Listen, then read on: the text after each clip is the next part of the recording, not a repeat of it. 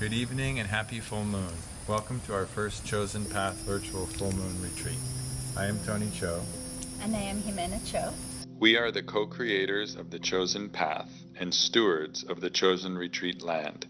For those of you not familiar with the Chosen Path, we are a new communal platform for conscious, intentional living, where we will share content, events, and ideas that we hope will inspire, engage, and connect you with your source and true essence, in addition to connecting you to an aligned community of change makers and thought leaders so that we may co-create a future together in greater balance with nature. Some of you may already be familiar with our retreat center, Chosen Retreat, nestled on the banks of the San Sebastian River and Preserve in Central Florida. We have been blessed to be here during these evolutionary times, which has inspired us to create the Chosen Path. The Chosen Path is our way to express our passions, our ideas, our dreams with our community, and to inspire collaboration towards a more sustainable, regenerative, and conscious future. We have all been so inspired by the incredible humans that we have met along our journey, and can't wait to share our collective experiences with the great global conscious community. In this effort, we hope that we can accelerate the elevation of global consciousness and awareness that will help create a movement towards a more intentional and sustainable future for humanity in balance with nature. We launched this platform last month on the new moon and the 50th anniversary of Earth Day, which we believe to be an auspicious and pivotal moment in human history. We have been isolated in nature for more than 45 days now, shedding layers of habit as we reconnect with our own true essence and the nature that surrounds us and with the beauty that is within us. The current events have brought about a lot of pain and suffering, and with it, much learning and opportunity for growth and transformation. Now is the moment for systemic change on all levels. Our precious planet and people are suffering unnecessarily as a result of our insatiable greed, consumerism, and disconnection with Source. Our food security is in grave danger, and our biodiversity is being eliminated at alarming rates. Now is the moment for action. Now is the time for conscious awakening for our entire civilization, collectively to rethink everything and co-create a more sustainable and regenerative future for our children and grandchildren. During our time in solitude, at Chosen Retreat, we have been more grounded, present, and thus our path is becoming more clear. Also, it has helped give us perspective on what is most important, and that for us is family, community, health, meditation, taking time in nature, self-care, and loving one another. This is Jimena's dream, to have me isolated in one place for this much time. True. We're planting and harvesting our own fruits and vegetables from our own garden, our own permaculture gardens, and composting every organic matter that we don't consume.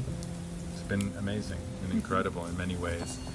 We love to travel and connect with our global community, but now we can do so without getting on a plane through the Chosen Path. Our intention with this platform is to help be a catalyst for change, and as such, we will be featuring and connecting incredible heroes, thought leaders, and change makers who are all making a difference in this world. Collectively, we can make a big difference. Protecting Mother Earth and all of her inhabitants is our primary mission. That is why we decided to nominate Atossa Soltani as our first chosen hero. Atossa is the founder of Amazon Watch and has dedicated her life to protecting the Amazon rainforest, the sacred headwaters, and the indigenous wisdom keepers, who are the protectors and keepers of this abundant and biodiverse forest. We are at a tipping point for the Amazon rainforest and for humanity, and if we don't take action today, we may lose this precious ecosystem in as little as 1 to 15 years. Losing the Amazon rainforest would have massive implications to our civilization. We made a commitment to the Amazon rainforest and to Atossa by donating to Amazon Watch and helping to raise awareness, and we hope that you too.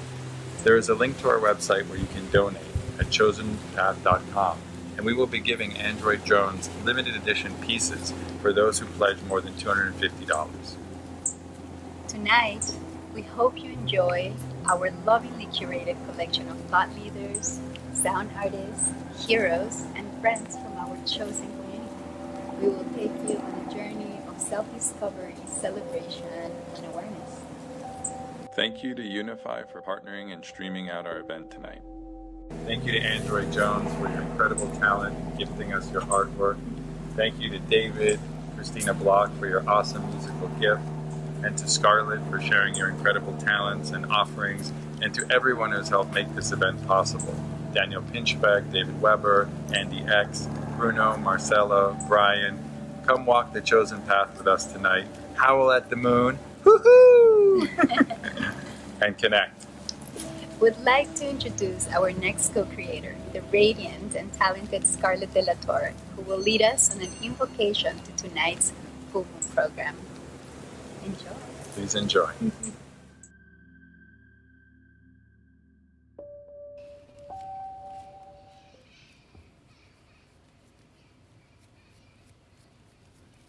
Hello and welcome. My name is Scarlett de la Torre, and I would love to start with a harmonic meditation to bring us all together. Even though we're apart, we are still able to commune with our breath and with our voices, and we are also going to partake in a liberation mantra. I'm sure there's a lot of us who are really feeling like we need to be liberated from our homes.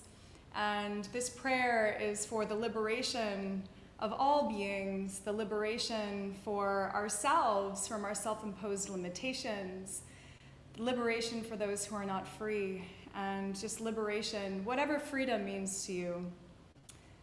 So I just invite you to just take a deep breath in and just think about what freedom means to you. What does it mean to be liberated? What does it mean to have our voices liberated? So we're going to engage in a harmonic meditation just so that we can start to synchronize with each other and build a beautiful collective resonant field across the planet of our voices.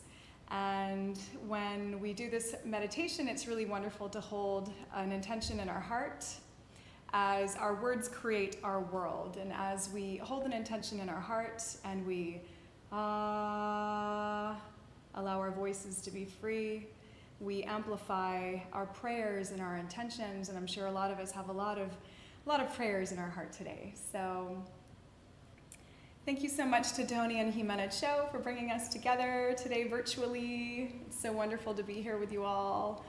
And I'm really looking forward to all the talks and musical performances. So we'll engage in this harmonic meditation, and then I'm going to sing the liberation mantra. And then at the end of it, I will invite you to chant this mantra with me. This mantra literally means I bow to the divine life force in all beings. It goes something like this. Om Namo Bhagavate Vasudevaya. You got that? Amazing. And we begin. So I just invite you to take a deep breath in and out. Take a deep breath in and out.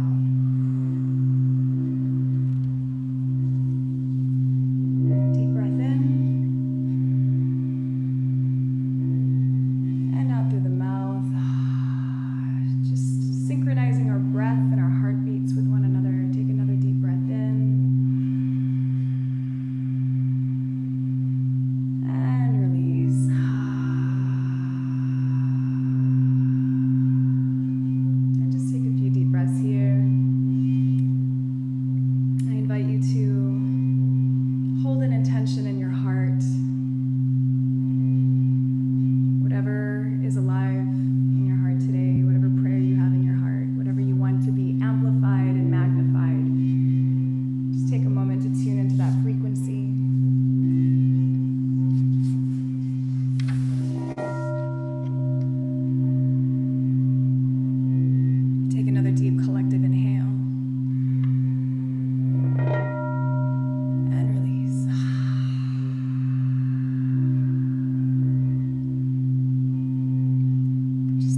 moment to acknowledge the flower full moon today, the beautiful power of the moon in all of her fullness.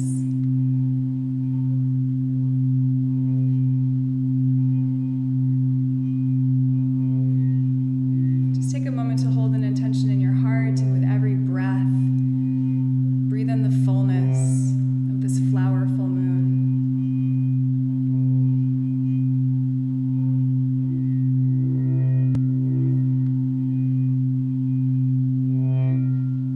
Breathing light and life into your intention. Take another deep collective inhale.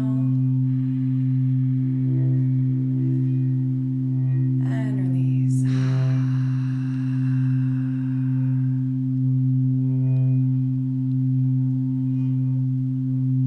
And just take a few deep breaths here, holding your intention in your heart.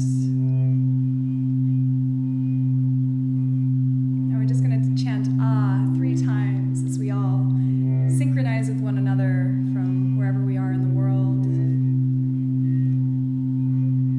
connecting with everyone on this call with the sound of our voices, creating harmonic resonance.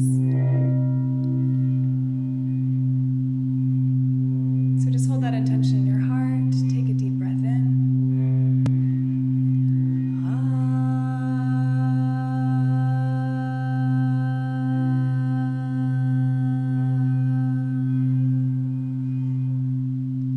Take another deep breath in.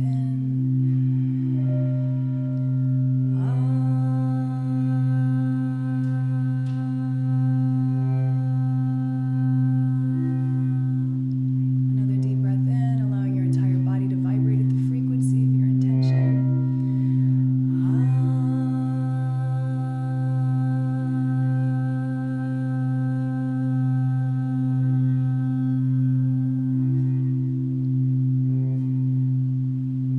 And just take a few deep breaths here.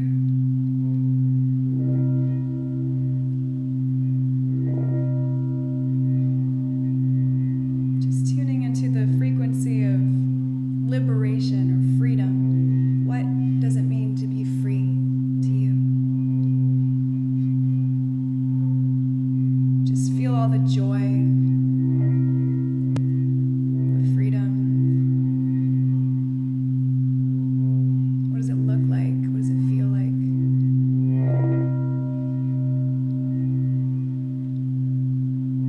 Perhaps you have an intention in your heart or a prayer for those who are not free. Perhaps a prayer to break free from your self-imposed limitations.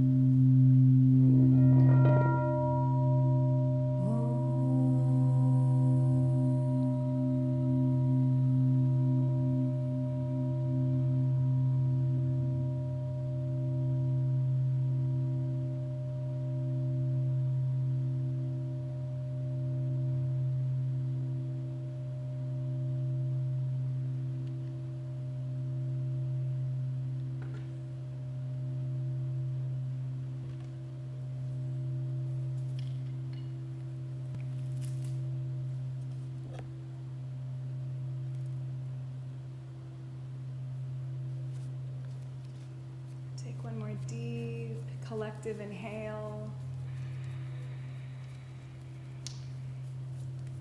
And release.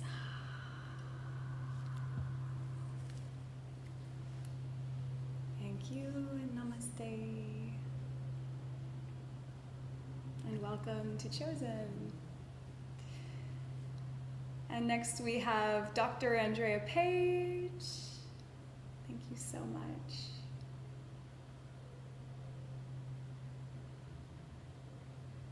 Full invocation, Scarlett, and welcome everyone. We are so delighted to be here at the Chosen Retreat Center to broadcast to you live our full moon virtual retreat. My name is Andy, and I am a proud resident astrologer of Chosen. And I hope through this little segment to give you a little bit of understanding as to what the full moon's about, and specifically this full moon.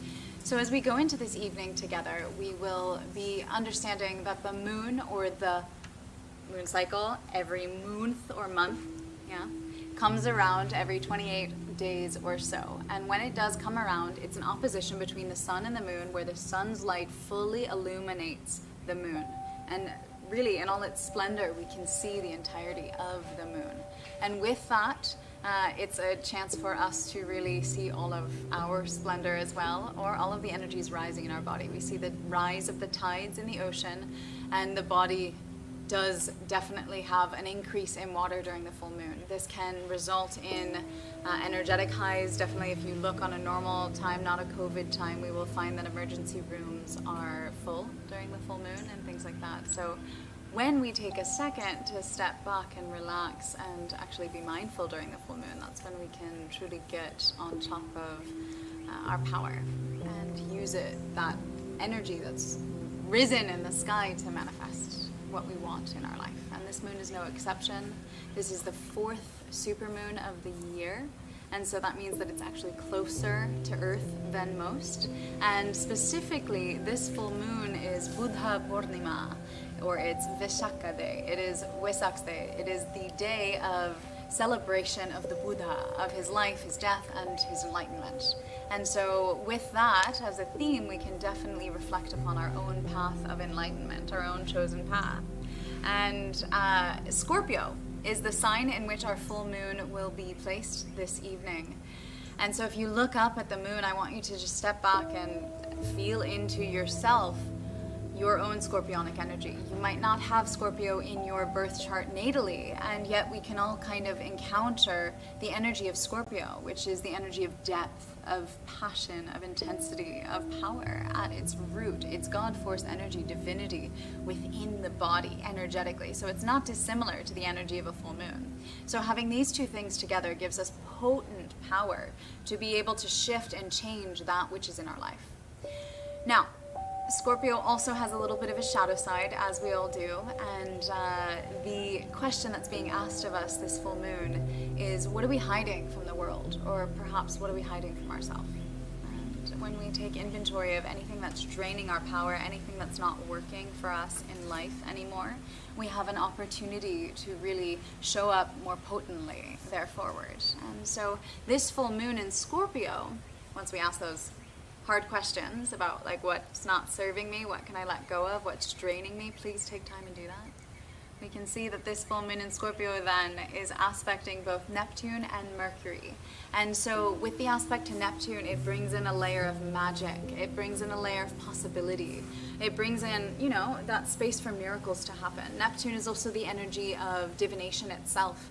And so there's a great opportunity for channeling. So if you sit down and you do a third eye meditation, which I highly recommend during this full moon, not in an esoteric way, but like in a really focused, turn your eyeballs inward and upward and focus on your intention for what you want in your life. I mean, the COVID intervention and our normality of mundane society is a wonderful opportunity to be able to hop aboard a train moving somewhere. And if you weren't on a train moving somewhere, hey, now's your chance. And so really kind of get clear with yourself what you want from life and where you want to go and what you want to be doing more than anything. because the clarity will definitely come through the moon's opposition to Mercury. And so with Mercury opposing the moon, there is just not only an ability for the divinity and the magic to come down through Neptune and the clarity of soul or spirit's path, what we call dharma in yoga. It is actually an opportunity to connect deeply to Mercury. I just saw the moon actually rising above here. It's gorgeous here at Chosen. And so I'm deeply connecting with the moon right now. I hope that you do that. You can pause this live stream or take it with you outside and go and see the moon wherever you are in the world. Because now is that chance where we get the messages of our soul in a really clear way that our mind can understand. So take this time, this full moon, for you. Do the inventory of the hard work. Be aware of the energies rising in your body. And remember, as always, to stay present. It doesn't matter what's happening in your life, whether it's good or bad, because you're alive. So now we will head over to a conversation between Atossa Soltani, who is Chosen's Hero of the Month, and Daniel Pinchbeck on some of the most pressing issues of our time. Hearing from them about Amazon Watch, what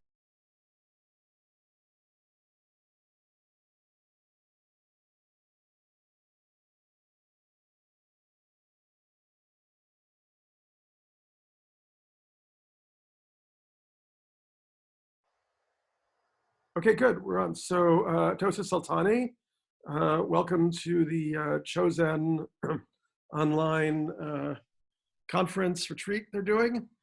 Perhaps.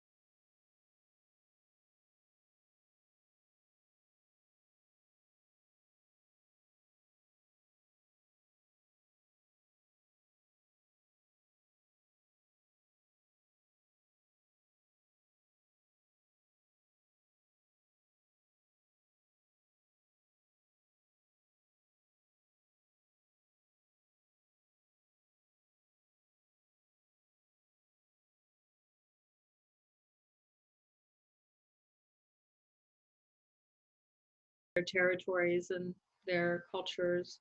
And it really, it's been the destruction of the rainforest is almost a symptom of the larger global problems, global crises that we face, and the crisis of perception that we face. So, we can get into it, but basically the work's been really about lifting up Indigenous peoples' voices, helping them defend their territories, and challenging this model of so-called development that's basically the avalanche of projects that stem from that, march towards development and progress that they're confronting every day. I know that one thing that's happening right now is a new coalition is forming around protecting the Amazon, and different groups that have been working maybe in silos are coming together to make a big push. Do you want to tell us a bit about that initiative?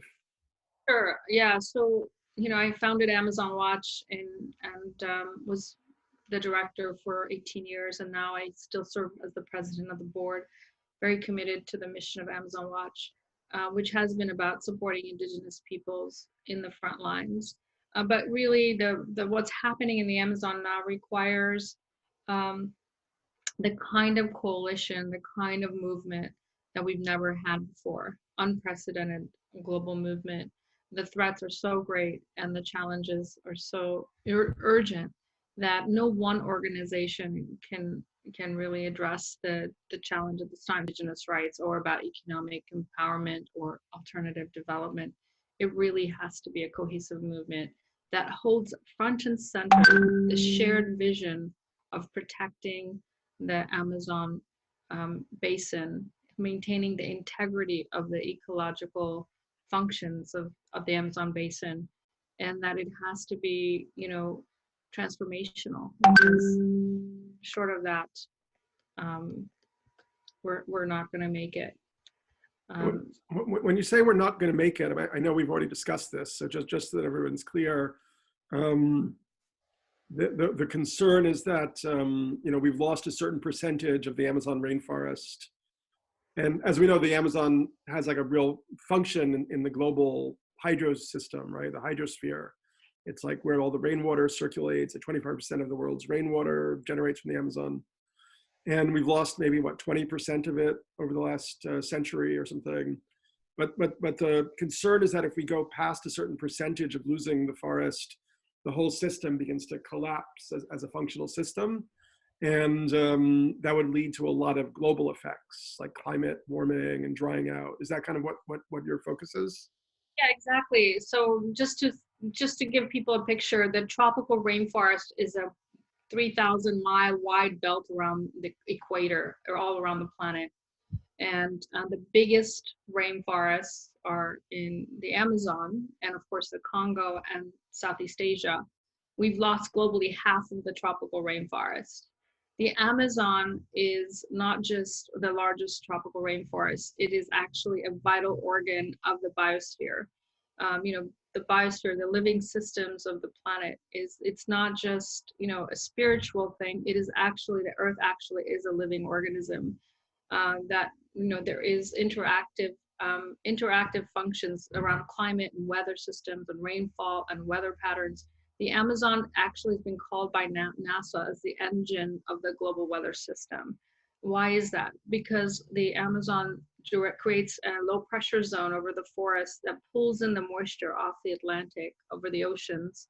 The trees help the rain actually crystallize and fall, through aerosol particles that help the rain fall on the forest. The trees, through evapotranspiration, lift that water back up. So that cycle of water getting kind of extracted from the clouds and then lifted back up by the forest, that evapotranspiration process creates basically a river larger than the Amazon River in the atmosphere. So it's the atmospheric river. So every tree, imagine every tree is lifting up 1,000 liters of water a day.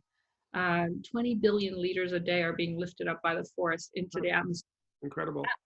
That flying river is actually bringing the rain deeper and deeper into the continent of South America, and then lifting it and creating these, flying rivers that bring rain to the entire continent. In fact, studies show that 70% of the GDP of the continent of South America is nourished by rains from the Amazon, and that 95 to 99% of the rain in the southern cone of South America come from the Amazon. But it's not just in South America. This rain actually ricochets and arrives in North America.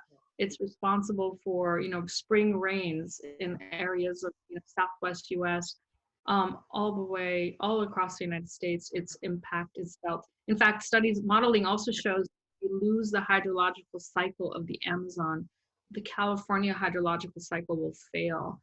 We'll have 50% less snowpack in the Sierras if we lose the Amazon. And so we know the system is interconnected. We know it's heart. It's like the heart pumping moisture through the. I just want to, go ahead. Now, key to that are the trees. Right. Trees that lift up the water. Once we lose, the debate is about exactly at what point we start to go from being a rainforest to becoming a savanna, and at what point between global warming and the loss of forest cover will we lose this hydrological pump, this biotic pump. And that point is not far away. It's somewhere between 20 and 25% of the forest cover. Once it's lost, we start a downward spiral into savanna, a massive forest dieback. And we are perilously close to that. The debate is how soon will we get there? There's somewhere around 20%, 19 to 20% of the Amazon already deforested across the basin.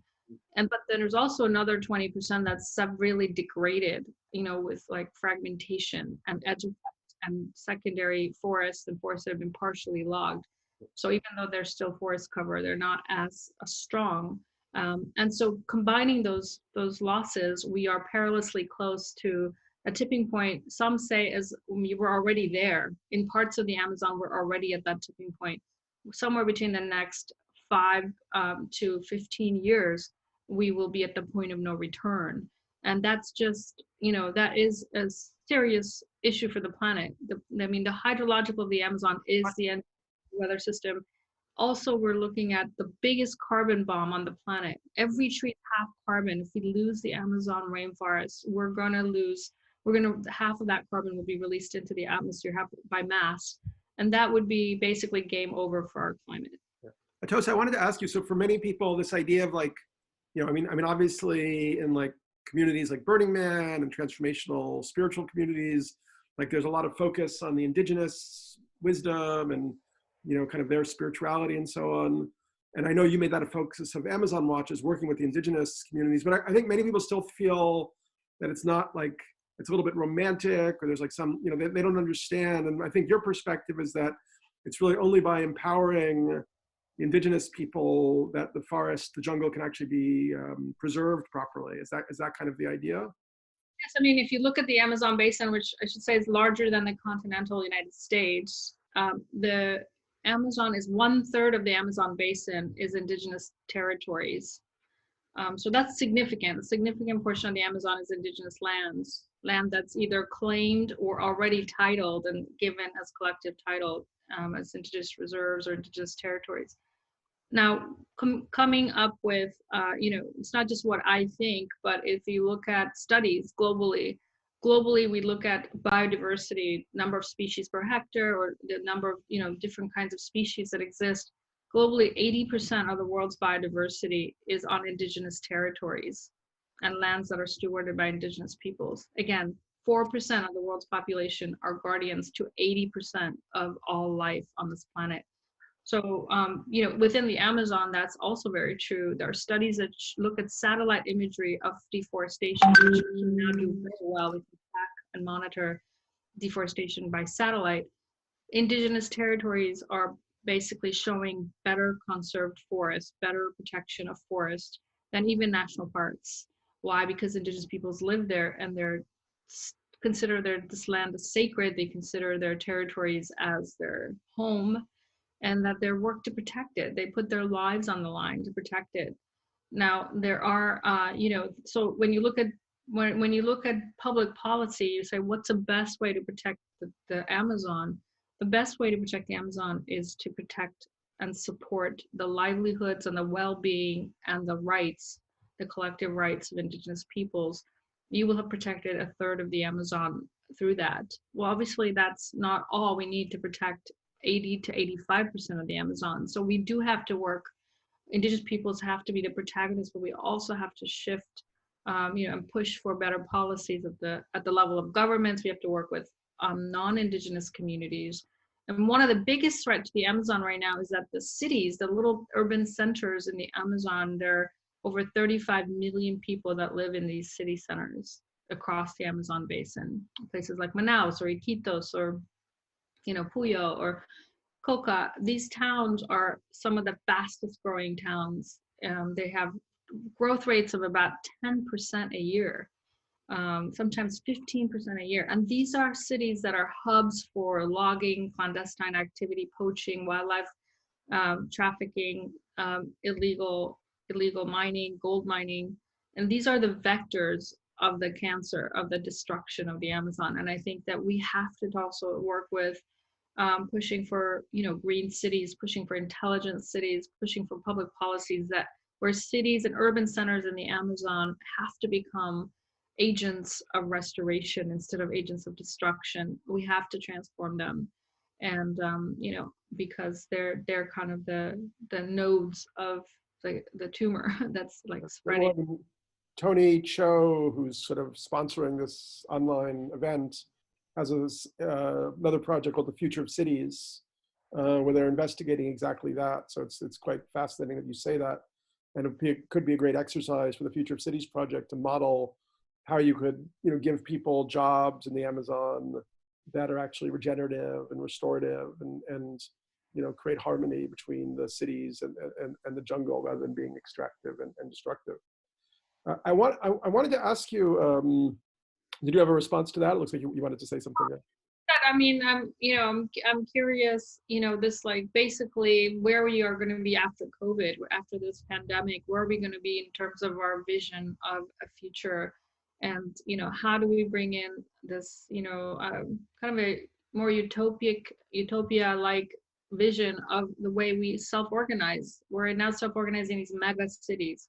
Most of urban planning, which is a function of what governments do, is about expanding urban areas. It's about expanding industrial activities. It's about expanding this model of development. So like the questions we're having is, where is the regenerative, life honoring, life affirming economic vision for the way we self-organize? Obviously populations are growing. Obviously we have to address the way we live, what we consume, how we relate to the land. So we do need practical solutions. And I do think we need to really hold up the innovative ideas, the innovative models of where people and cities have done that, and be able to basically lift up examples of innovation and quickly help us, help inspire that vision for places like the Amazon, which is really still in the 18th century. They're still looking at how many trees they can cut and how much gold they can take out, and how much all the economies of these countries are mostly based on raw materials exports. It's like 18th century. It's like they have to really take a leap. We have to transition.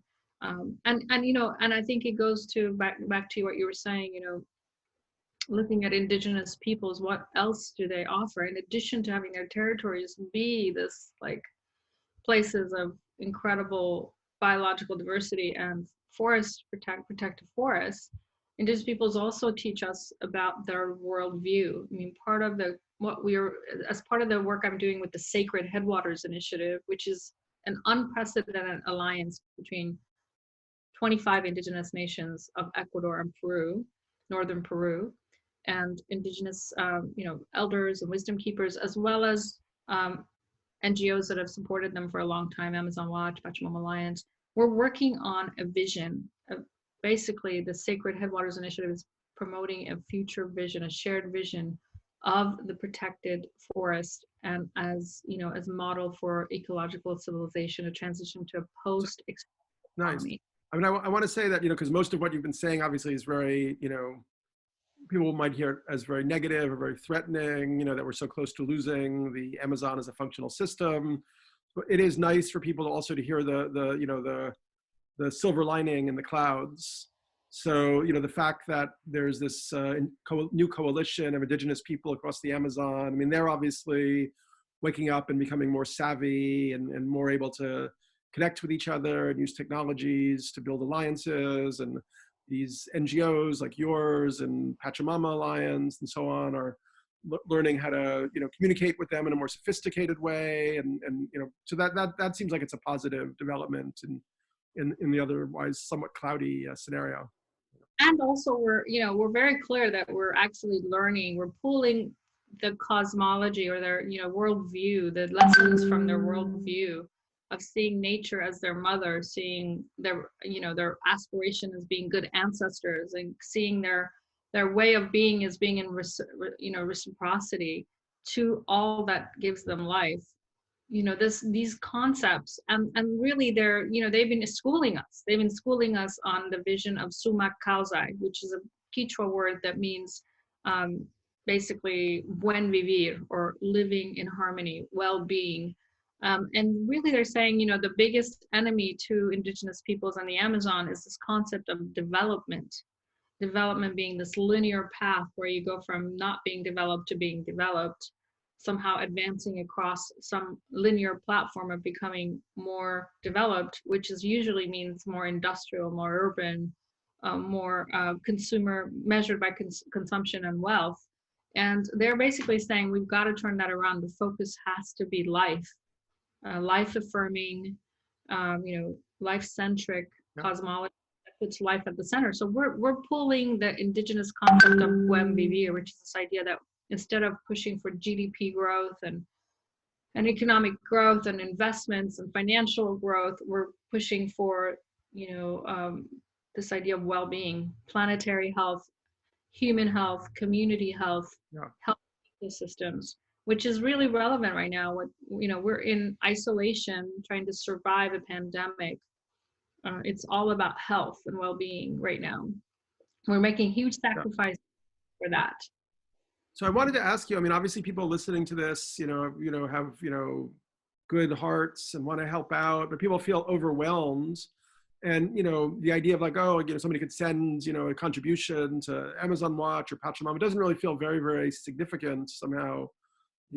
Everybody has, different economic circumstances. I mean, what can really people do that's of value, and what needs to happen? I mean, it feels like, obviously there's the scale of the problem in the Amazon, but there's also the scale of the problem around the world, like, the depletion of the world's topsoil, and the accelerated warming. I mean, do you think that, and I know you're talking about with the Amazon, something like a global treaty would have to happen. But then I wonder what's the leverage for that to happen, particularly when all the governments down there, like in Brazil, there's still, as you say, like a 19th century model of just trying to like strip mine the resources to keep people happy for a few years so that they can win the next election. Where do you see the leverage for, what would be needed to happen for the positive alternative of a kind of global treaty, the Amazon protected, we focus on the topsoil, we focus on regenerative farming, we shift to a new social model. I mean, how do we actually bring this about rather than just, feeling gloomy as we watch things get worse and worse, You've said a lot of it. You hit on a lot of it, Daniel, and I know you've been writing about this. So I also want to ask you that same question. But, there's sort of several layers of what we can do. I mean, there's, bringing ourselves into alignment with life. I would ask what can people do to be in alignment with life? And then personally, what is our food consumption? What is our, animal consumption, plant-based diet versus animal agriculture? We know that one of the biggest drivers of deforestation in the Amazon is cattle ranching, and also soy farming, which is mostly for pig feed. And so between pigs and cattle, we are looking at two of the biggest drivers of deforestation in the Amazon. So we've got to tackle our food consumption, and most of that is for export. Brazil now provides 20% of the world's beef market, international beef market. So it's definitely the giant now for Brazilian beef. So we've got to tackle those kinds of things. We also have to look at how much how do we tackle those type of things? We have to go into a plant-based diet. We have to stop eating so much meat, and also we have to target the customer. I mean, we have to target the big buyers of that beef. So we are going after JBS and Costco and companies that are basically buying Brazilian beef. There are different ones in Europe than the ones in the US. There are great groups that are documenting that. Amazon Watch has put out a report of the Dirty Dozen companies that are tied to deforestation in the Amazon. Mighty Earth has been targeting these big consumers of beef. So we've got to target the commodities and the supply chains.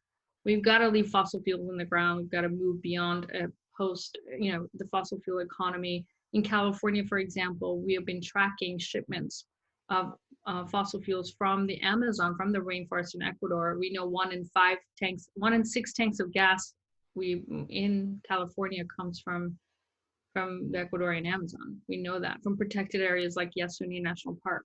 So we were targeting markets and targeting buyers, but that's one part of it. The other part of it is that we have to really push for different governments. We have to have a different set of goals. We can't just change the system. We have to change the goals of the system. Right now, the goals of the system are, economic growth, GDP growth, and wealth accumulation. We've got to change the goals of the system across the world, not just for the Amazon countries, to be more about well-being, planetary health, human health, community health, ecosystem health. That big health and happiness has to be our new pursuit, has to be our new compass. So in that way, do you see any positives in this whole pandemic and the global shutdown? Do you think that it's having a good effect in some ways because it's forced people to take a step back and put a pause on everything they wanted to kind of buy and do and and so on? Yeah, I think it's definitely like taking a pause that has been needed. Of course, the planet's happy. I mean, look at all of the video footage of like wildlife coming back in huge droves, and also satellite images of the planet where you see no pollution over China anymore. And many of these places that used to have huge clouds of pollution. Air pollution is definitely improving. We are seeing an immediate impact. We're also seeing, what's possible. Like if we truly chose survival, if we truly chose our health and well-being over money, over pursuit of wealth, then we could definitely make the changes in huge scale, like we've shown. We've demonstrated we can flex our muscle and make shifts. I think that's the most important thing. But it's also a time for pause. People are in their moment of survival, in the moment of saying, I'm going to live or die, are looking at the meaning of life. And maybe that's a good pause to say, look, our economic system is life blind. Our relation with nature is that we're at war with nature. And that ultimately what's happening with COVID is also happening at a bigger scale, at a planetary scale, with the death of the biosphere, which is imminent. The death of the biosphere, the ocean acidification, the loss of rainforest, the loss of topsoil, the loss of coral reefs. These things are going to undermine human survival. Future of our species is not guaranteed. And so this is just a little reminder of a microcosm of that bigger what's looming. And I do think that's an important thing. But what's inspiring me right now, I'll tell you what's inspiring me.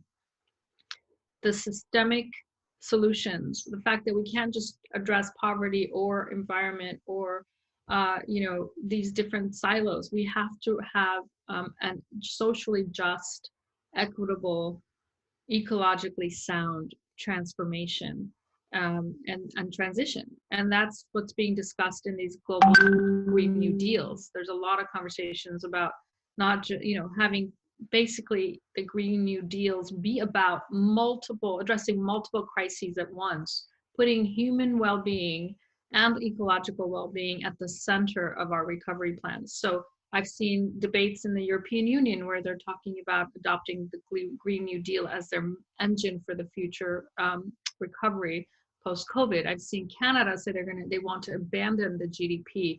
New Zealand has already abandoned GDPs, pushing for a budgetary system based on well-being, happiness, and human health.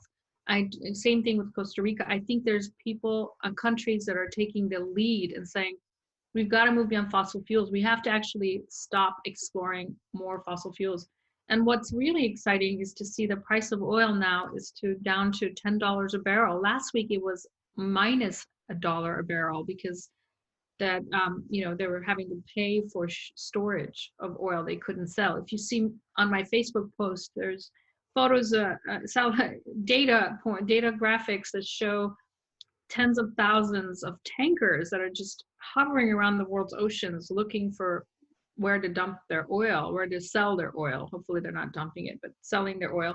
And the demand for oil is down. We've got to we've got to make sure that the demand for oil stays down, that we use this moment to shift to alternative energy systems. So if we can transform our food system, if we can transform our energy system, and if we can transform our political system and put ecological governance and bioregionalism at the center of economic activity, we can put life back at the center of economic activity. How do we do it? I mean, of course, it's going to take people not just being good consumers. We see these movements like Extinction Rebellion or 350.org that really give it a try and they get a little bit of traction, but they never seem to grow powerful enough to really, convert like the masses to a new way of understanding the world. Like, with Extinction Rebellion, there was ultimately those very sad videos where these XR protesters were on this top of the subway in London, and they were trying to get people to stop work and so on. And the workers, pulled the guys off the top of the train and sort of beat them up because they were like, why are you interfering with my ability to just make money for my family? The problem is that most people are not at the level of consciousness where they can think about any of the stuff really that we're talking about here. I don't know how we address that. People who are in fear of survival and have been basically indoctrinated in this understanding that we're in competition in a hostile dog eat dog world, fighting for survival. That's kind of the operating system that's running in the background for much of the human population. We've got to help that. We've got to work on, safety nets for people to feel secure, that basically put forth a paradigm of compassion and collective well-being, not just this individual mindset of competition. How do we do that? I mean, I think there's a lot of conversations about universal basic income. If basically we're showing right now that if we all were in, if we had our basic needs met, if we could address our very basic human needs, like, food, shelter, transportation, education, we could be inspired to think more collectively, be more compassionate human beings. And the fact is that there's enough wealth in the world right now to make that happen. I don't know if you've seen some of the incredible graphics of like the 8 families in the world that have as much wealth as 50% of humanity, and that we are looking at basically an economic system that's creating more and more concentration of wealth in a fewer and fewer hands. Yeah. We don't quite understand what that means, but there are graphics that, again, I posted on my Facebook page, a graphic that really gets you into seeing, what the wealth of Jeff Bezos is, yeah, for what it would mean for the world, and how we need to talk about wealth redistribution. We need to talk about basic safety nets for humans. We have to really also really come out and say it. Capitalism and markets are lifeline. And if we leave our future of human species in the hands of capitalism, it will drive us off the cliff. And that capitalism and markets are lifeline. We need to put life at the center of our societies and our aspirations. And one way we can do that is by really, seeking to address multiple problems at once. And I do think the universal basic income as a concept is something that's coming. It's on the horizon. It's something we can accelerate. COVID is helping us see how we could accelerate that. Capitalism, the fact is that right now, the biggest economic powerful companies in the world, like the oil companies and airline companies, are the ones that are requiring the most amount of money for bailout. They're, trillions of dollars, asking for trillions of dollars to be bailed out. So I want to shift gears because we're running a little bit low on time here for this particular conversation. And I wanted to ask a question in a different kind of tonality in a way. I'm curious if you could maybe share like some moment or some insight that you received from a elder in the Amazon, an indigenous person, something that really helped to change your worldview or shape your worldview. Might be a nice thing for people here. Well, I mean, I'll start with initially what changed my worldview is actually scientific, discovery about the Gaia hypothesis. I was in year of college, and the booklet by James Lovelock about Gaia hypothesis was circulating. And again, that really, the light bulb really went off in my mind, in my heart and my head, that the earth is a living organism. From that, I started to seek why was it that most of life-giving systems were still in the stewardship of indigenous peoples. So through that, I've had, quite a bit of interactions and conversations with indigenous peoples. And I think that, one of the conversations that really struck with me was this conversation saying that from a woman elder in Ecuador, that she said, look, we don't understand your world. Your world is so much about you, the individual. For us, the world is about what kind of good ancestors are we? Are we good ancestors? That's our world. That's about who we are. We basically walk every day saying, are we being good ancestors? And that totally lit me up, because the idea of walking on this earth with this question of, are we successful business people? Are we achieving career success? Are we amassing enough material wealth? Which seems to be in the background for much of our world, is so in contrast to this conversation about, are we being good ancestors? That's great. I mean, I was thinking about my own answer to that, because I visited a number of indigenous communities, and I worked, visited the Hopi, talked to one of the elders there, and he was explaining how in the 60s, the Hopi were forced to have like a tribal government that they didn't want to have. And they were forced to have roads built between the different mesas. You know, now they would drive up and down the roads, different mesas. And I was like, well, isn't that good? I mean, aren't you happy now that you have these roads? And he was like, no, the roads are terrible. And actually we should smash them up and you know, break them up and go back to the old ways. People have to walk from town to town. And I realized it had never occurred to me in my life that you could smash up a road once it had been built. That actually that direction of progress didn't always have to go in that way. That actually you could decide, a community could decide, okay, we don't want that road anymore. We actually like a slower pace of life, so we'll take away these roads. And I'm wondering in the future if more and more people will begin to have that type of realization. You know, it's another thing that you're saying is this conversation I had with Domingo Peas, who's the actual leader that I work closely with in Ecuador. And he basically says that this pursuit of material wealth, the pursuit of money, like this idea that money is this thing that has power and has draw, he calls it a virus. Here we are, like, you know, he says it also affects indigenous people. It doesn't have to just affect us, you know, white people. It also affects indigenous people. It's like it infects you and makes you want to have this material pursuit.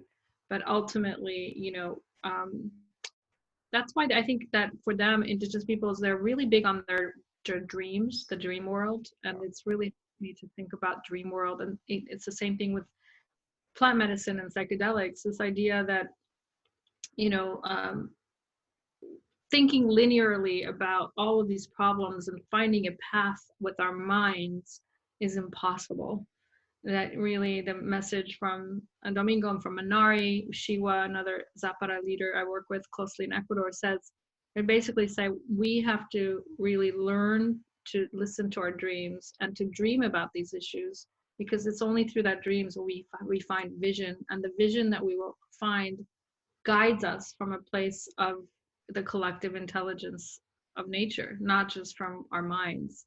And so I do think that creativity is, you know, creativity comes from that place, from relinquishing the thinking mind and getting into, like, you know, basically a different liminal space where solutions emerge. That's great. And emerge. So learning to dream. Nice. So listen, we're about out of time for this particular conversation. I had one more question for you. Just if you were to give like 3 or 4 bullet points, people hear you talking, they feel the grief about the Amazon, they want to help, they're worried about the future, their future, the planet's future. Can you give like 3 short, like bullet point things that people could do like right away that are of value? Definitely say change your diet to a plant-based diet. Think about your consumption of products that come from the Amazon, and basically including becoming active, politically active on targeting companies that are destroying the Amazon, like JP Morgan Chase, BlackRock, Costco. These are companies whose financial resources and buying of large amounts of beef products are destroying the Amazon. So take action, but then also support indigenous people, support frontline communities, become yourself an agent for the protection of the Amazon. I'll give you a quick example. A few months ago, a small group of political leaders and activists in Los Angeles decided to pass an ordinance, get an ordinance through the City Council of Los Angeles, which they've successfully done, to stop City of LA Unified School District from buying beef from the Brazilian Amazon. And that was a huge impact on basically canceling a contract that the school district was bringing beef to LA Unified School children. So that's a type of a local action that people can do. I think become basically connected to the movement for the future of the biosphere, including the Amazon. So, the other example I give you is that towns and people in small towns are working to pass rights of nature ordinances that protect watersheds of mountains, rivers, and their communities, give them legal personhood, and help to recognize the rights of those entities as subjects of rights. And the Global Alliance for the Rights of Nature can give you more information about how to do that. Groups like Amazon Watch, Pachamama Alliance, Sacred Headwaters Initiative. We need solutions. We need all hands on deck. And I would say that ultimately, it's who we become. Become that person. Become that person who puts basically life at the center of everything you do, like how you make your living. Truly make your living by affirming life. If what you do to make a living is not aligned with, it's not life affirming, change to a career that is. And I would say become that person. That's great. Thank you so much. Thank you so much. That's great advice. Wonderful to talk to you once again, and look forward to our next chat. And yeah, thanks for being part of the Chosen community in this format. Thanks so much, Daniel. Yeah. Have a beautiful day in LA, and we'll speak soon. So much. Bye.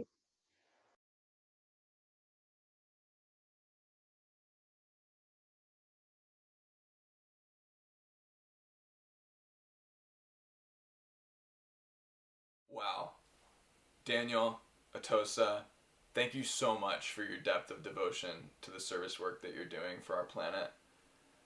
It's my honor to be here tonight as a part of the Chosen Path launch, and want to thank each and every one of you for tuning in and supporting the Chosen Path and supporting Amazon Watch and supporting yourselves by getting educated on what actions we can take now to protect the next 11 generations and sustain this planet for our progeny and shift into regeneration. So I applaud each of you for your willingness to learn and grow with us.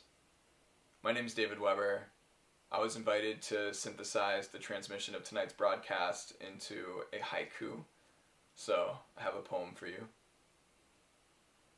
Time is upon us. The illuminated path beckons action now.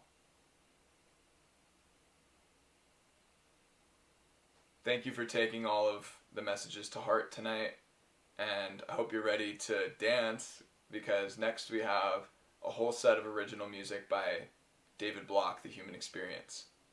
Enjoy, and thanks again for tuning in. Love.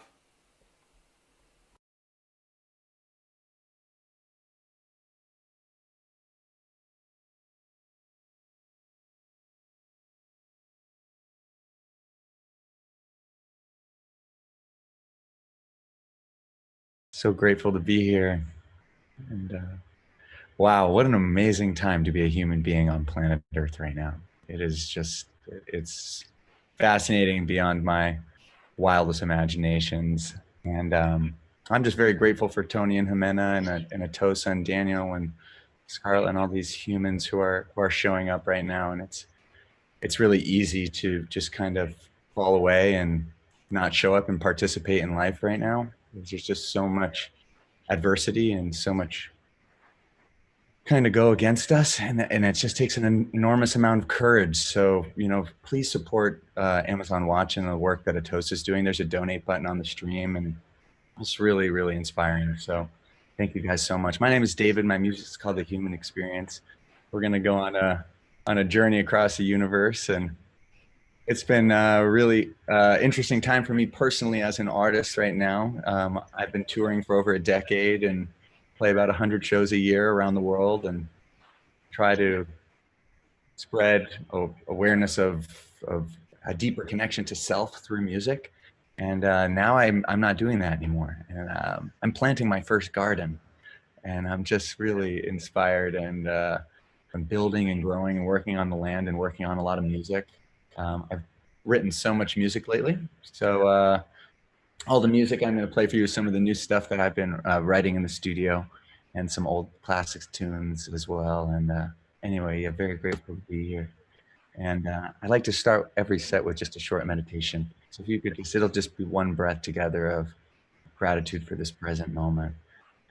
Nothing in the future, nothing in the past, just observing the fact that we're all breathing together, alive in this moment, separate but together. So we'll just take one deep breath in to remind us of that.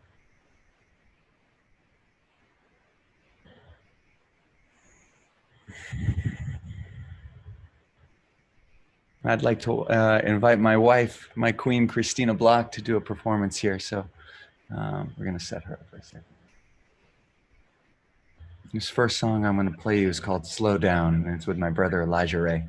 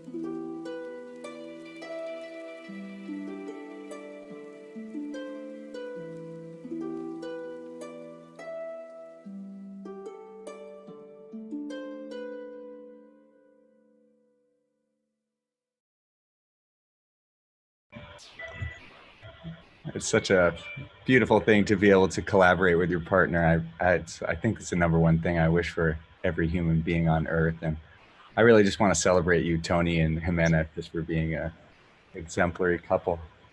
Just what you can do in partnership, how much more, we're so strong on our own, but you know, the curse of perspective, you can never see yourself, right? You got to have the reflection. So I'm grateful to collaborate with Christine. I'm going to keep playing you some music now.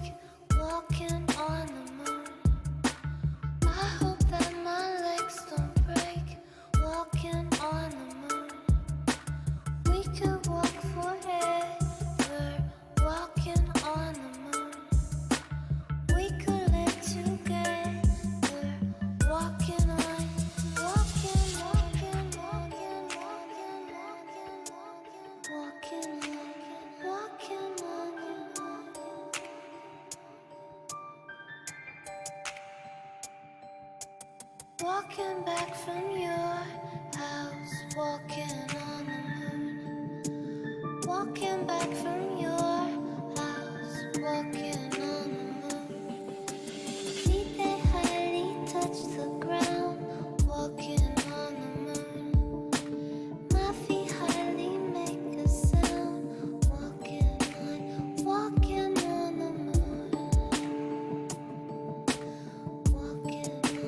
Walking on the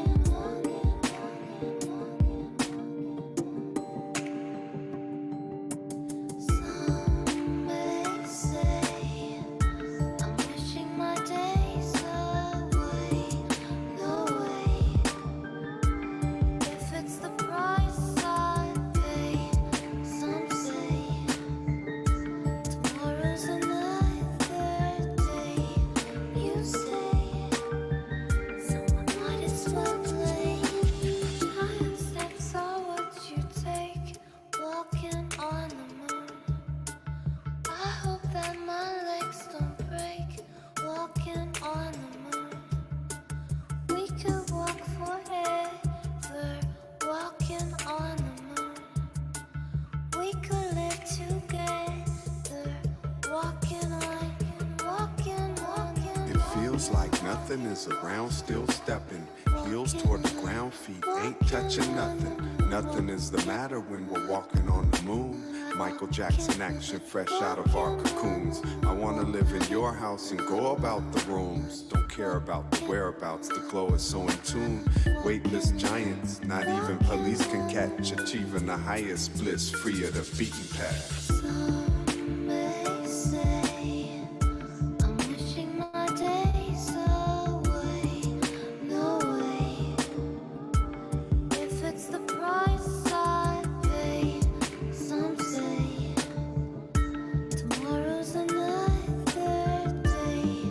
You say, so I might as well play. Giant steps are what you take, walking on the moon.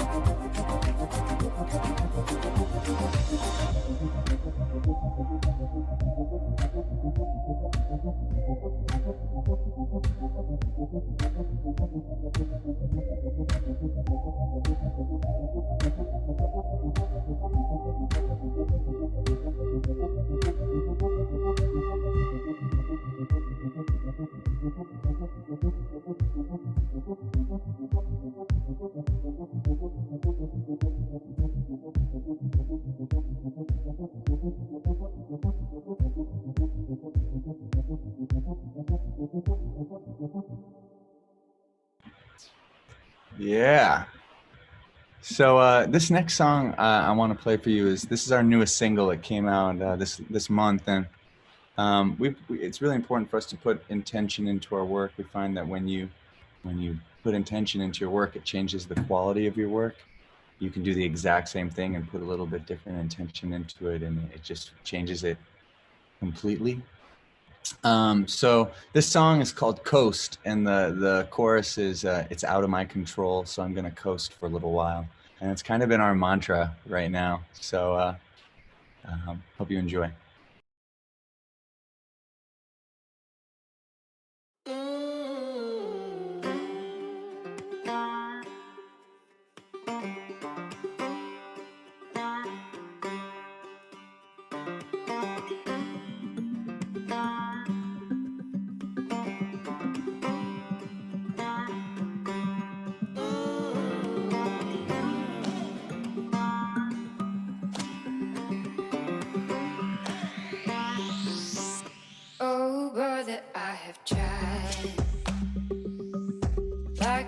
Inside the ocean, but there's some karma on my ride. There's a place where I am going. It's out of my control, so I'm gonna coast for a little while. Oh brother, there's a light. I know I saw it in my father. He couldn't ease her worried mind, even though he really loved her. It's out of my control, so I'm gonna coast for a little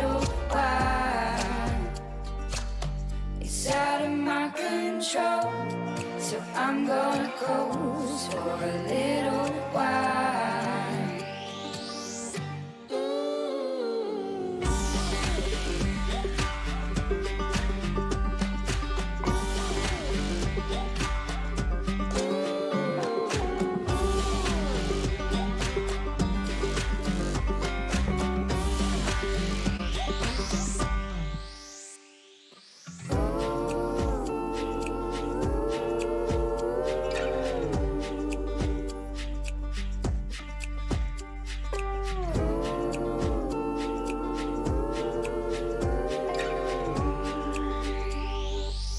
It's out of my control, so I'm gonna coast for a little while. It's out of my control, so I'm gonna coast for a little while. It's out of my control, so I'm gonna coast for a little while.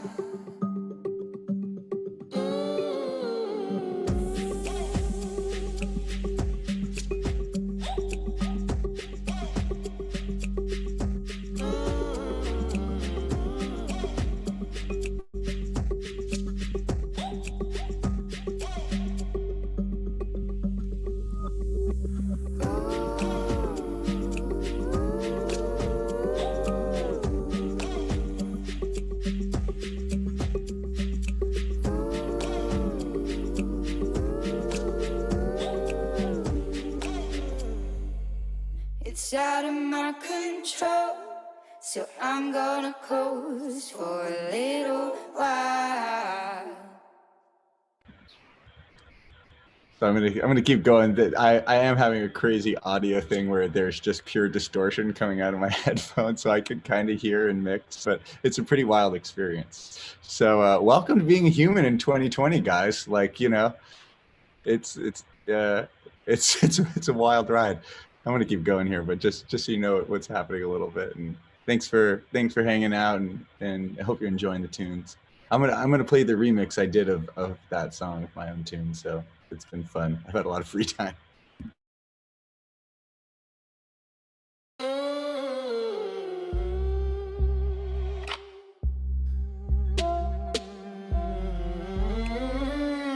It's out of my control.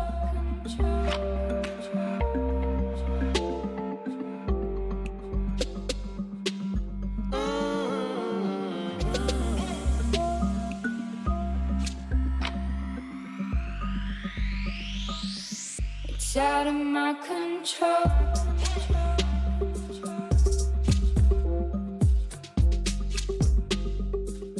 It's out of my control.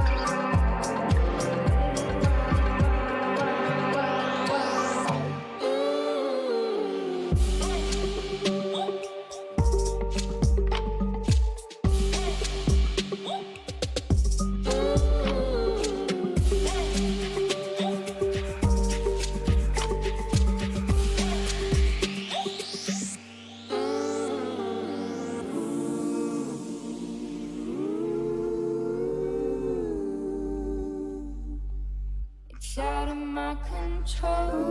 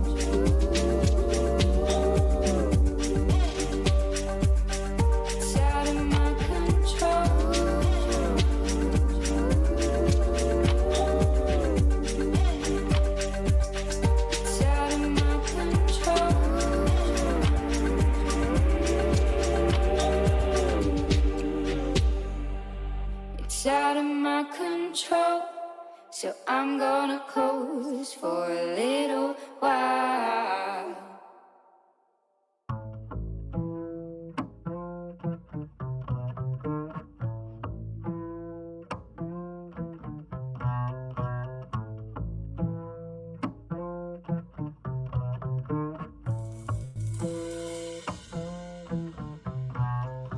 Walk with me, baby, come on and talk with me, come on and take me downtown. Well, walk with me, baby, come on and talk with me, come on and take me downtown. Well, walk with me, baby, talk with me, take me downtown. Well, walk with me, baby, talk with me, take me downtown. Walk with me, baby, come on and talk with me, come on and take me downtown. Girl, walk with me, baby, come on and talk with me, come on and take me downtown.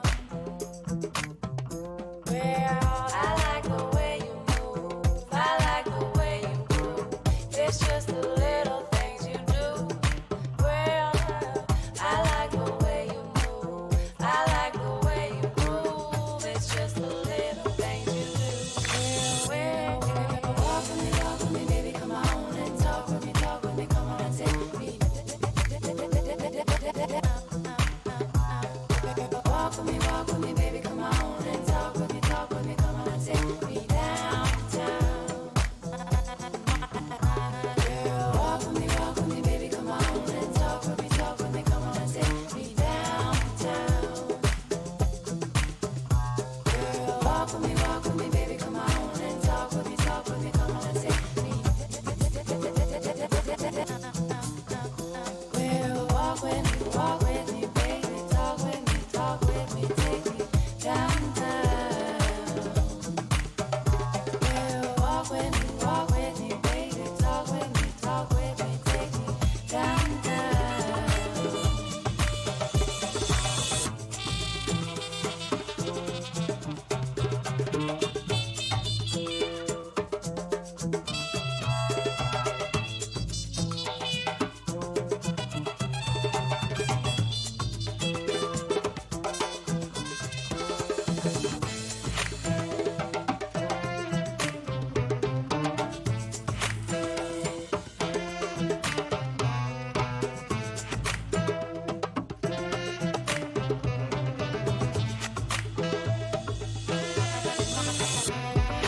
Walk with me, baby, come on and talk with me, come on and take me downtown.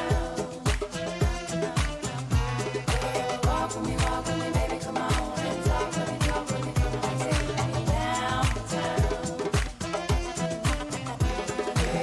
I like the way you move and talk, I like the way you take me downtown. I like the way you move and talk, I like the way you take me downtown.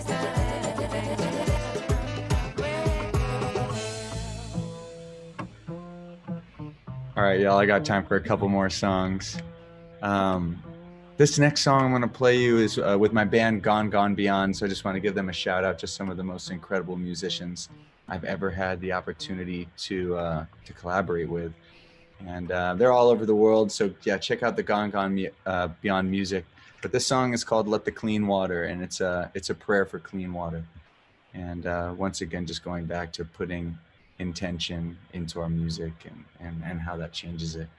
So yeah, I hope it inspires you. I'm gonna just find it here as a gigantic live set in front of me. There we go. And doing things on the fly today. Thanks for being real with me, y'all. I hope y'all enjoy.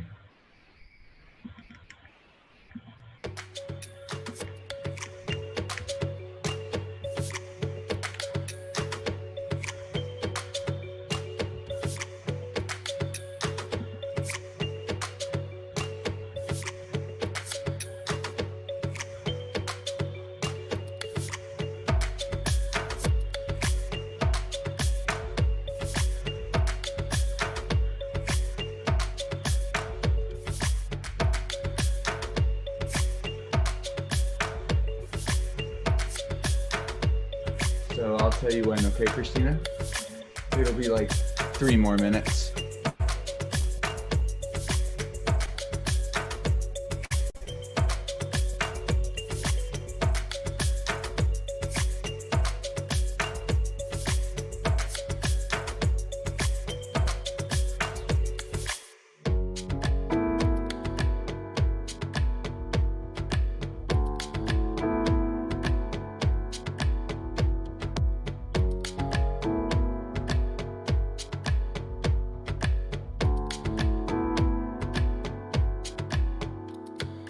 Walking on down to the ocean, feel the emotion, and I move my feet. I can hear my heart in motion, feel the explosion happens inside of me. I wanna go slow motion, feel devotion to what's in front of me.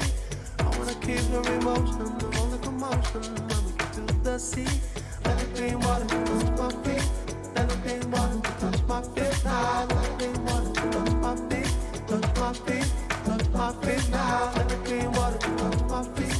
Let the clean water touch my feet now. Let the clean water touch my feet, touch my feet, touch my feet now.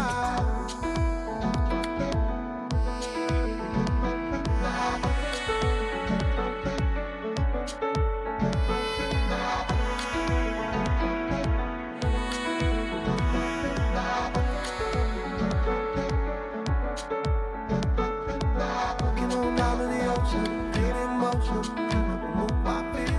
I can hear my heart in motion, feel the explosion happens inside of me. I wanna go slow motion, feel devotion to what's in front of me. I wanna keep the emotion, the whole commotion when we get to the sea.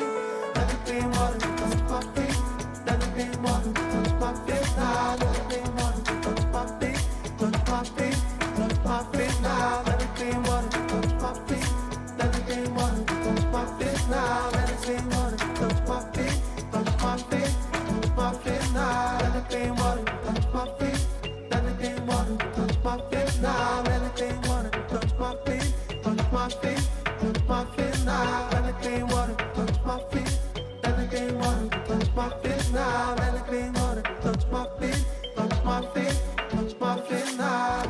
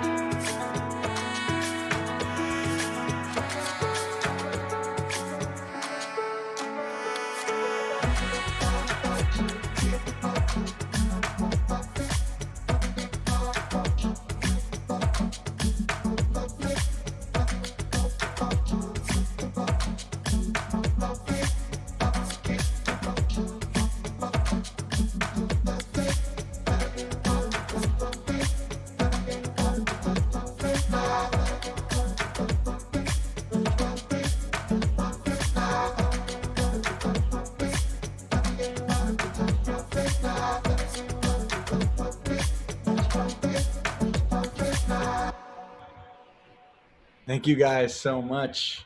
It's really a pleasure. Thank you, Unify, for hosting us. Thank you, Tony and Jimena and Chosen. You're so amazing. I'm just so inspired by you, and I'm really looking forward to coming back out to Florida. I want to play one last song before we go and invite my wife, Christina, come back to do a performance. Check out her work, Authentic Embodiment. It's all just about how we can be more embodied human beings. And I guess that's what we're kind of all trying to do, right? We're just trying to be more in our present moment, less focused on what's going to happen and what has happened instead of what's happening right now. I think everyone here is just doing the best job that they can on planet Earth to be the most present, caring, loving human beings that we possibly can. So hope you enjoy the music. It's called The Human Experience. There's 13 albums if you enjoy it. All my music is available as a gift, and you can stream it on Spotify or wherever you like to listen to music. So thanks. This last song is called Unharness, and it's with Leah Song from Rising Appalachia.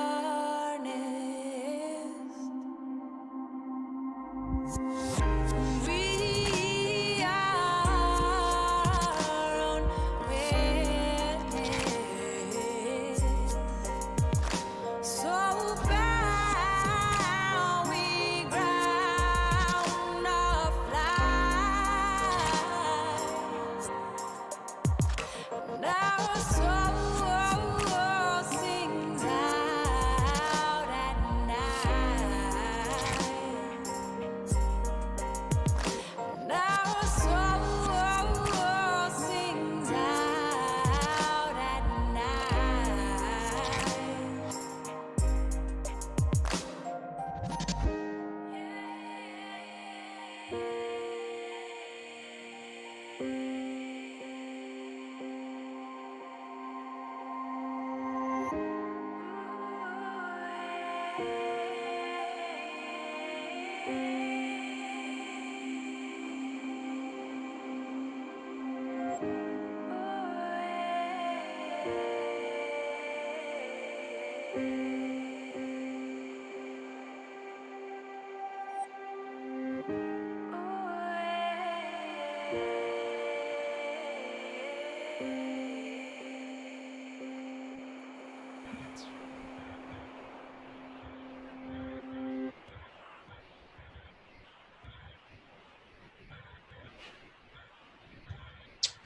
Thank you guys so much. Say hi Thank to everybody.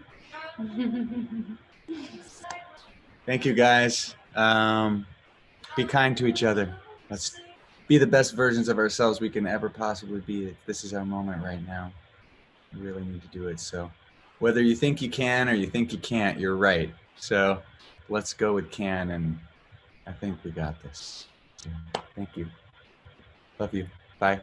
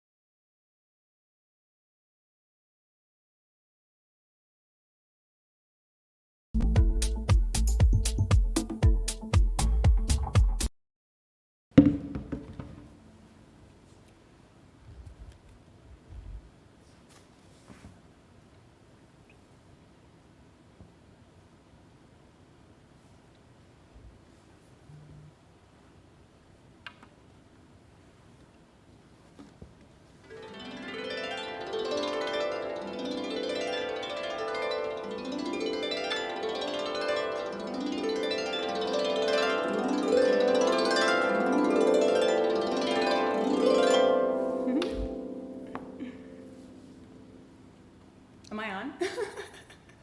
Oh, I'm on. Okay. So thank you so much to Atossa and to Daniel for bringing the plight of the indigenous people to the surface, and for bringing awareness to these causes that support these wisdom keepers and these stewards of ancient wisdom, these stewards of ancient medicines, these stewards of these beautiful lands, these gifts of the planet. So thank you guys so much for coming. And if you guys want to support Amazon Watch, head over to their website. And they do have an initiative called the Amazon Sacred Waters Initiative that you might want to have a look at. So I wanted to share a song.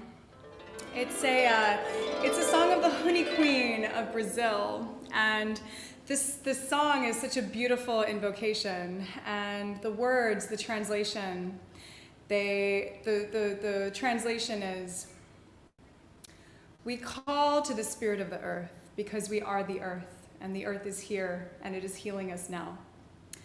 We call to the spirit of the stars because we are the stars, and the stars are here, and they are healing us now.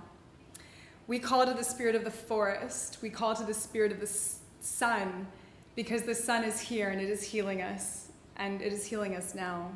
We call to the spirit of consciousness. We call to the spirit of the water because we are the water, and the water is here and it is healing us now. We call to the spirit of the moon. We call to the spirit of sacred geometry because sacred geometry is here. And we are sacred geometry, and it is here and it is healing us now. So there are these words that go Eskawatakayawe. And so whenever I sing these, I invite you to sing them with me so that we can all sing together as a collective and send these prayers out into the world. So.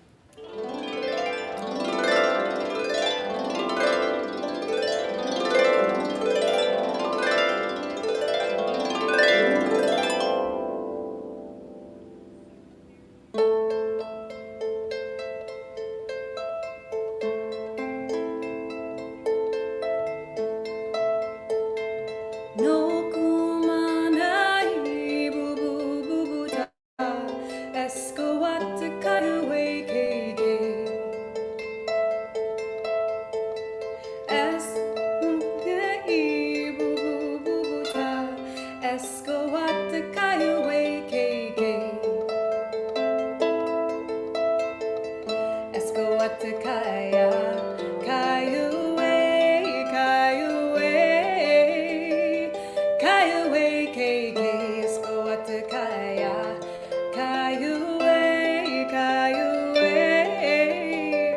Kayue, Kege.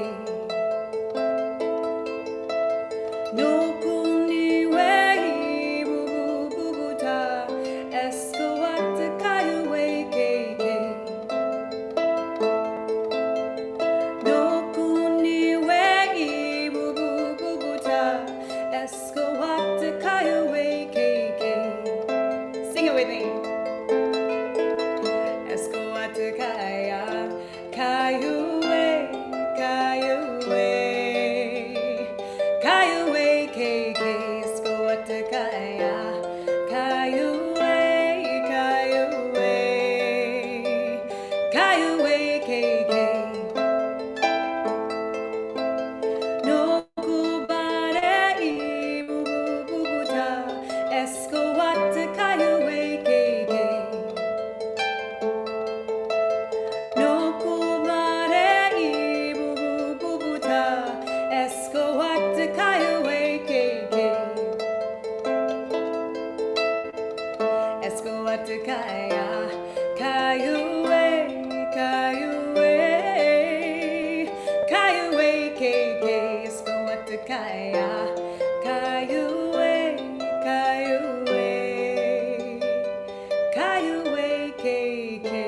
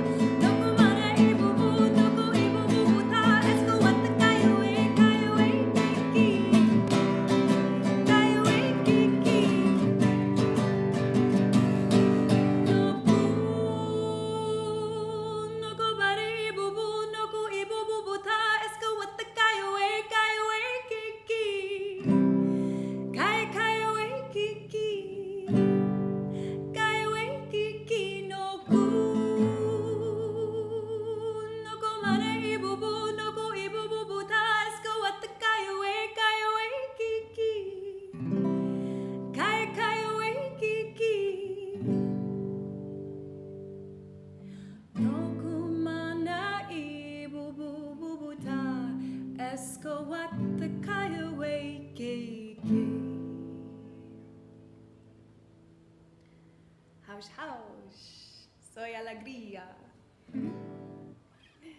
That is a song from the Hoonie Queen. Oh, I'm sorry. Yes, the Hoonie Queen. And I wanted to sing a water song because the initiative that we're endeavoring to bring awareness to tonight is the Sacred Waters Initiative from Amazon Watch. So if you have a chance to support this initiative and read more about it, do go to their website. I'm going to sing a song about Oshun. She is the queen of the fresh waters, of the waterfalls, of the rivers, of the streams. of the beautiful life-giving water that we drink. So thank you, Oshun.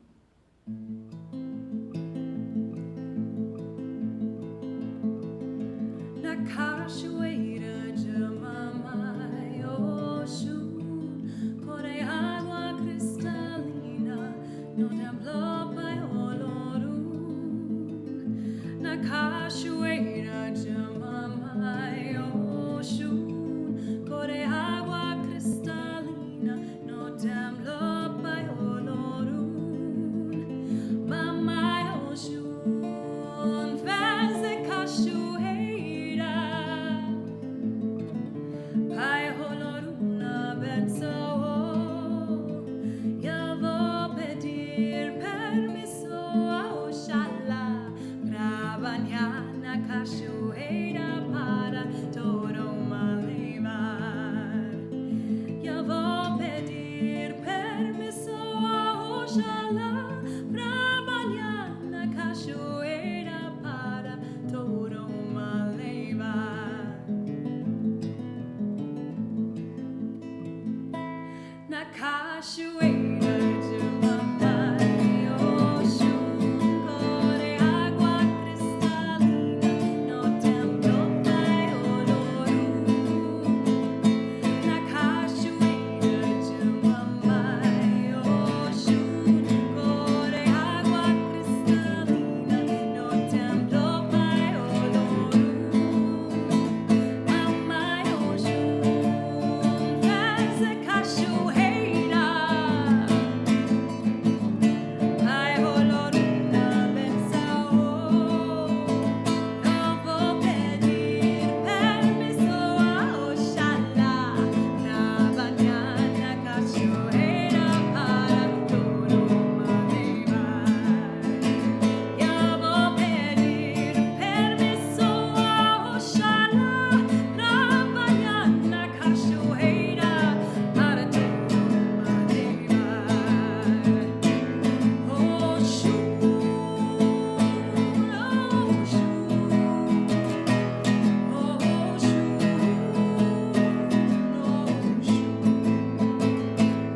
Oxum,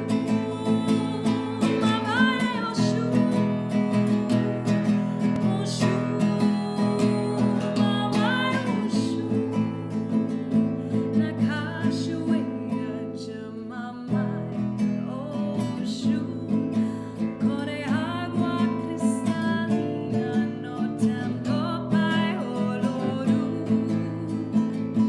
Na cachoeira de mamãe, Oxum, Kore água cristalina, no temblor pai Olorun. Mamãe Oxum, fez a cachoeira. Pai Oloruna benção, eu vou pedir permisso ao Oxalá pra banhar na cachoeira para Toroma levar.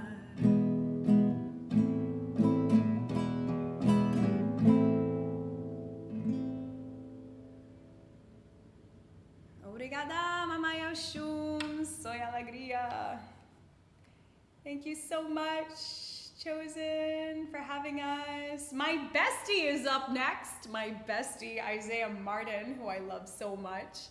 He is actually going to be leading the after party, the Chosen after party. So I just wanted to close this portal. Thank you to everyone. Thank you to Andy, Tony, and Jimena, to Atosa and Daniel, and to Christina and David for presenting, and David Weber, we love you so much. And I just wanted to close with a gratitude meditation before we move on to Isaiah. It's always good to come into gratitude. So even though it's a very interesting time, we all have so much to be grateful for in this moment. We really do. So if you can summon just a few things in your heart to be grateful for today. Just so much gratitude for this community alone. If we're sat here in this community and we have each other in this moment, we can be connected to each other in this moment, we already have so much to be grateful for. So I just invite you to come into that gratitude in your heart, and as you breathe in, just let that gratitude just fill every cell in your body. And as you breathe out, just let out anything that isn't serving. Deep breath in. And big release. Another deep breath in. And release. So just hold that gratitude in your heart.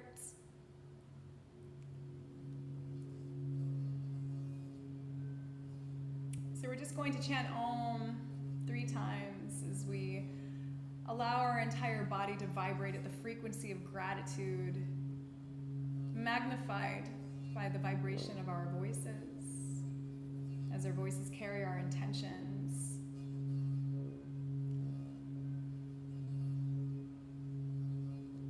So just holding that gratitude in your heart, take a deep breath in.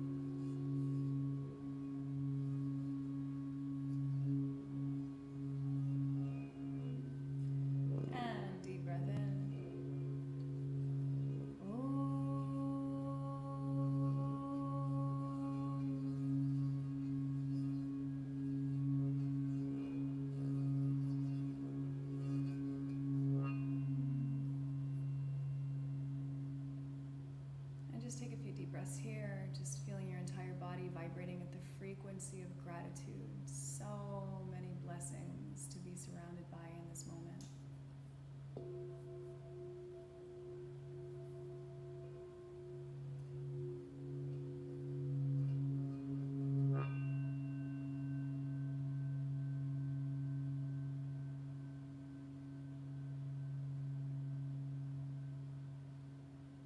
Take a deep collective inhale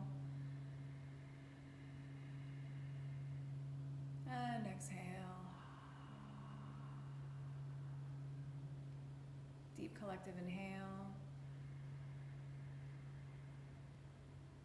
and exhale. Deep collective inhale, tuning into that frequency of gratitude.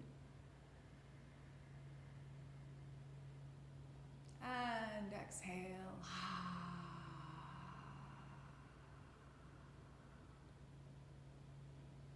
May you have a beautiful flower full moon in Scorpio. May you go about your day, your week, your month, your year, knowing that absolutely everything you require is inside of you. Aho! Thank you so much, Chosen. I hope you all felt the good vibes flowing out of this temple. It's the flower moon, so I thought it would be a wonderful idea to get 100 pink roses for this occasion to send these frequencies of the highest frequency of any plant. The roses emit the highest frequency of any plant in the plant kingdom. So may all your wishes and prayers be carried on these high frequencies, and may you have a beautiful full moon. Sending so much love. Aho and namaste.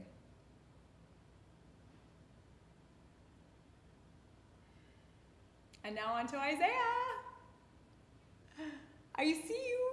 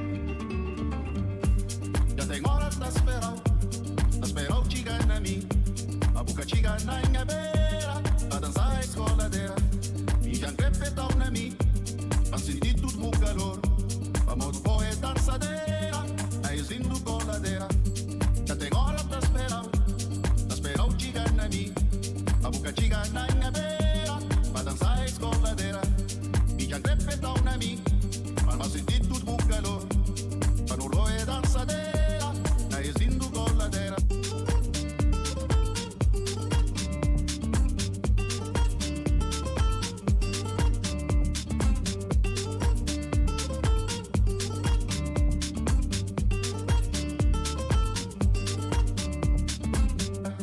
Bucata fazenda sera, dai stinto con la terra, melodia, coisa linda, maravilha. Na pupetu, sonho lindo e magia. Melodia, coisa linda, maravilha. Na pupetu, sonho lindo e magia. Melodia, coisa linda.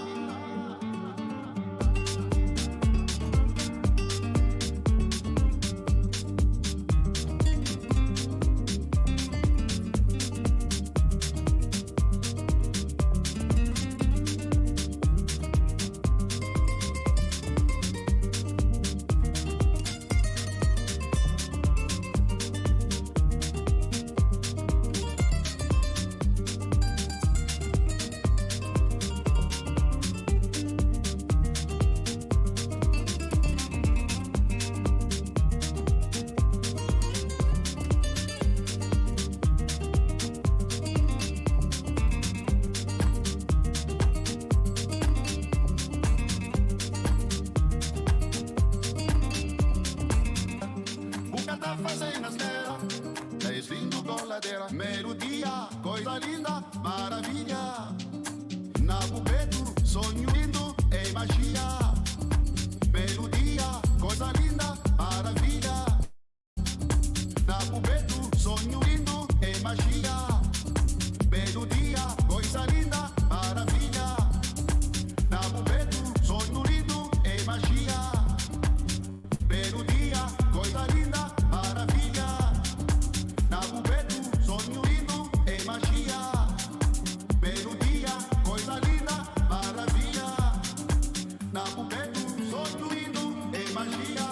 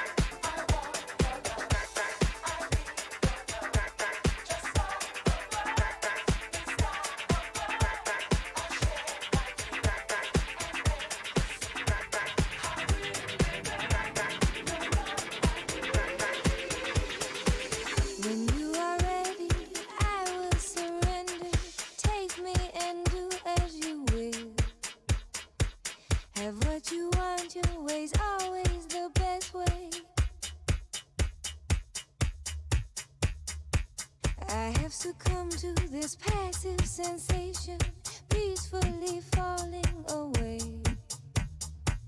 I am the zombie, your wish will command me, laugh as I fall to my knees.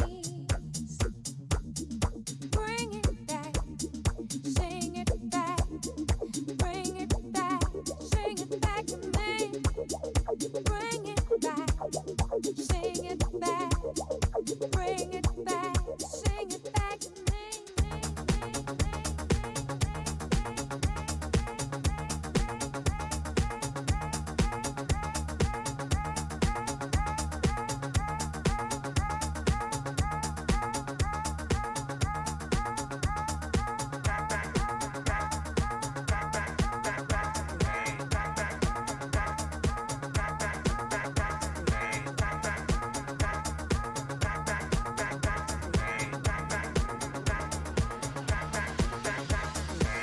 Can I control this empty delusion, lost in the fire below? And you come running, your eyes will be open. Sing it back to me, back to me. And when you come back, I'll be as you want me, only so eager to please. My little song will keep you beside me, thinking your name as I sing. Bring it back, sing it back, bring it back, sing it back to me. Bring it back, sing it back,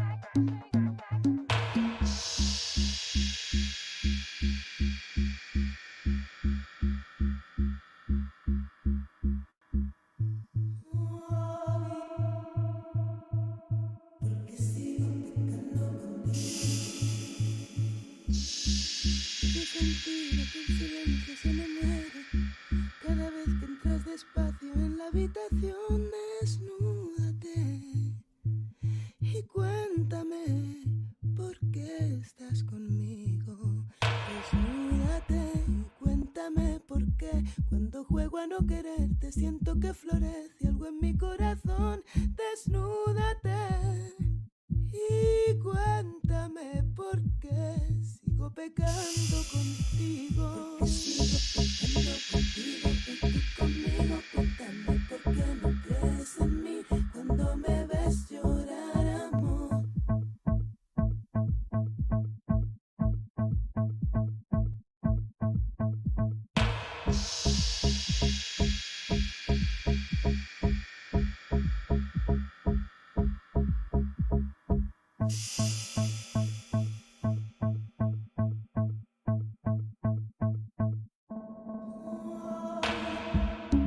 Y aquí sigo provocándote reacciones que no entenderé, susurrándote canciones que no cantaré. Y sigo aquí, andando y tropezando contigo. Sigo mojando tu almohada con mi sudor. Sigo haciéndote creer en el amor y vivo así. Yo vivo soñando contigo. Conmigo, cuéntame por qué no crees en mí cuando me ves llorar, amor. Fingiendo que nada duele, porque sigo pecando contigo. Sigues pecando conmigo y yo contigo. Si tú sabes que no creo en ti cuando te veo llorar, amor. Si me ofende y me pervierte, ¿por qué sigo soñando contigo?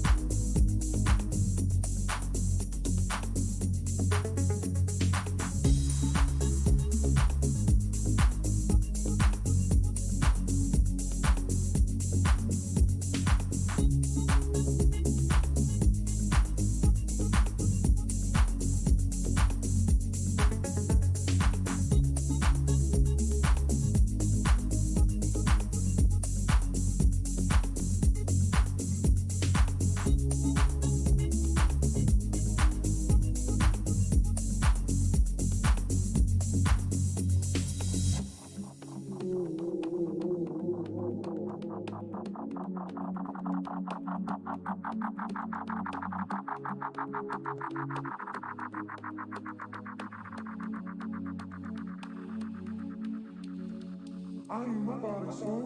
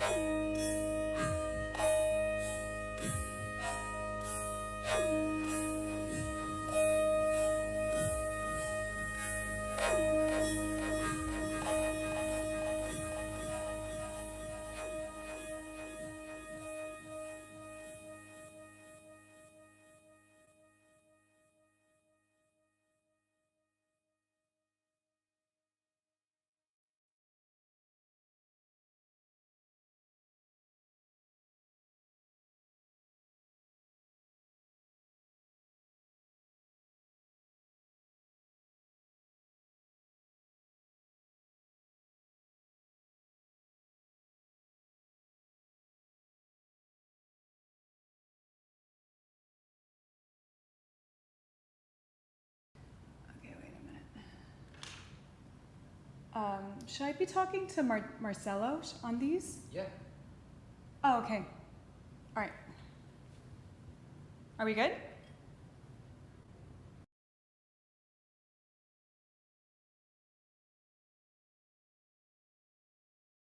Wait a minute. Sorry. Technical. Oopsies.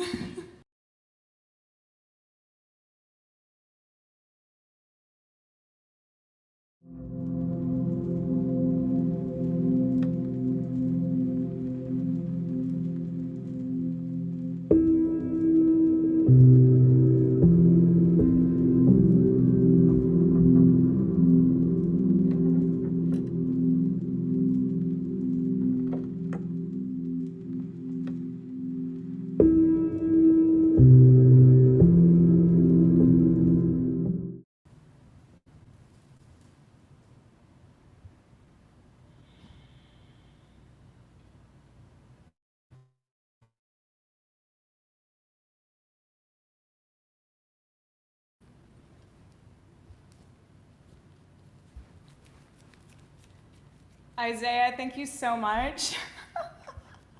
That was so amazing to just be with family and dance. Isn't that just the best? It's just that it's the essence of life. So thank you so much for that beautiful music. I love you so much. You know, you guys, I've known Isaiah for like 20 years. And he's just the most incredible human being ever. So, Isaiah, we love you so much. You're such a wizard. Oh, boy. Well, we are going to take a moment for the moon. Look at the moon. Jedi wizard.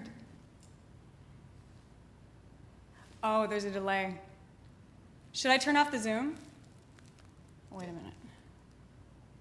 Okay. I have a lot of, nobody's ever done this before, so has anyone, Marcelo told me that no one's ever done this before with the system, so just bear with us for a second. Okay. Okay, so, okay, 1 second. I'm just gonna get my bowl. 1 sec. It's right here. Hi, lady.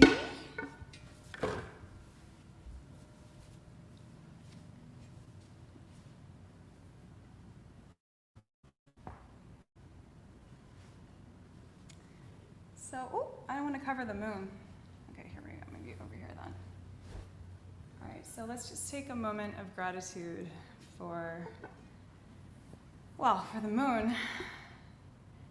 And let's just take a moment of gratitude for each and every person that is on this call.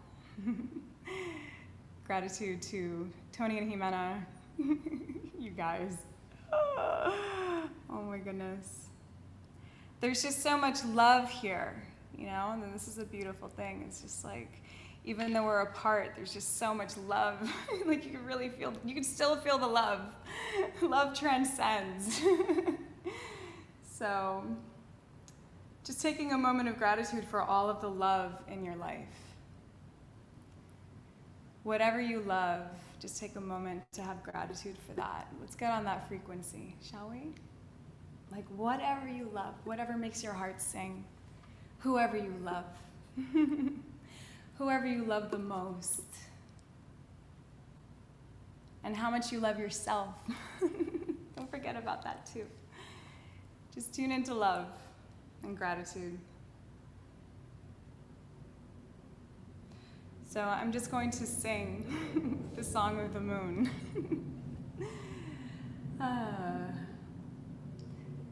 I just want everyone to take one deep collective inhale. And exhale.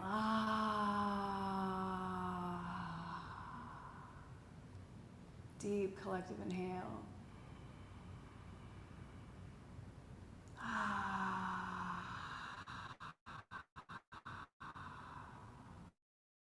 Another deep collective inhale and release.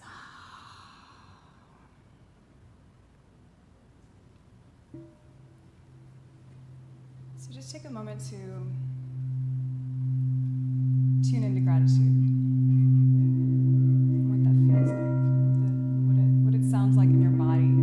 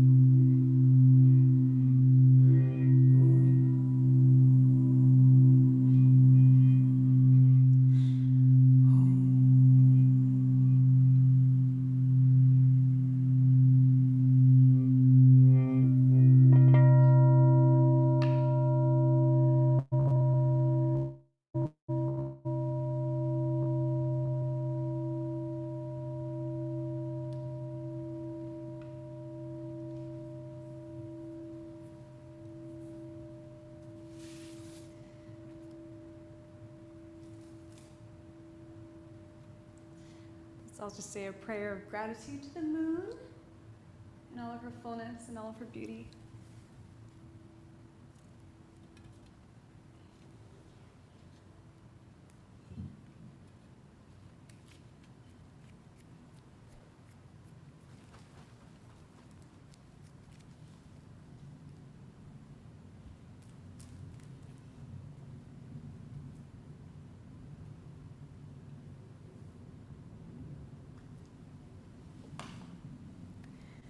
Take one more deep collective inhale.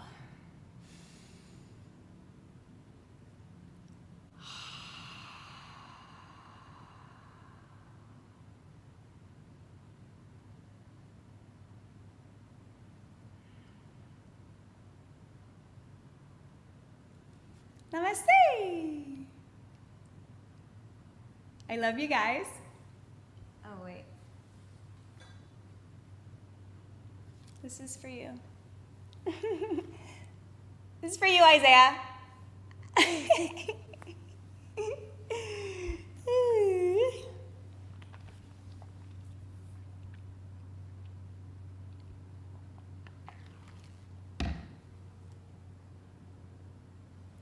Well, I think that's a party. Oh no, my phone ran out of battery. Oh lo, technical difficulties.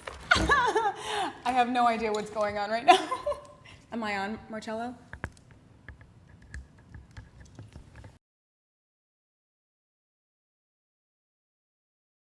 Should I sing another song while my phone turns back on? As you wish. No, are we done? If you want, we can close it. Oh, okay. I guess I can sing another song. Why not? If you want, I mean. Sure. I don't want to be a camera hog, you know? I was like, oh God, Scarlett, you know, you can never shut her up. That's what I get. So I'm just trying to be polite. It's funny people is hearing me too, but just go for it, yeah. Okay, great. Oh God, this light's killing me. Okay, here we go. Oh wait, you guys can't see the moon. Okay, wait a minute. You know what I need is I need assistance. I wish I was not here. Sometimes I just wish people were here. You know, actually Isaiah was meant to be here tonight. But you guys stole him and Sarah from me, so yeah. So I'm doing all this by myself. Okay, anyway. Should I just sing? Do I have to be on the Zoom call? No? Marcello? You're live now. Okay, great. Oh my God. Wait. Ooh.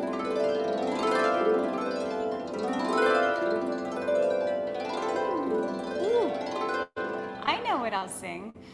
Huh.